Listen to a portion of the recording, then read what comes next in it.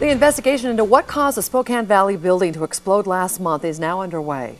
The entire first floor of the building was destroyed when the explosion and fire ripped through the Valley Mission Professional building on September 19th. The blast blew out windows littering the parking lots with glass and caused part of the concrete facade to fall off that building. KXLY4's Erik Loney spoke to investigators who were back at the building today trying to determine what caused it. A security guard is in that black car right now. This building has been watched by a security guard 24 hours a day, 7 days a week since the explosion back on September 19th. They want to make sure no one gets inside and tampers with any evidence. A handful of insurance investigators from as far away as Colorado and Western Washington all came to Spokane Valley today, and together they hope to find out what caused the blast. This is home video shot moments after the explosion. Firefighters say an employee of the oral surgeon's office was preparing for the day's surgeries and had turned on oxygen and nitrous oxide tanks.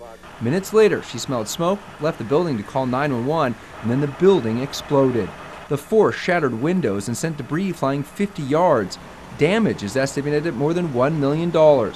Insurance investigators converged on the building today and are preparing to rebuild the room where the explosion occurred. We'll actually reconstruct the walls. We'll bring back the bottles that were inside. We'll put them all back together and get an idea of kind of where things went. Investigators even returned evidence to the scene today for the reconstruction, including one of the tanks.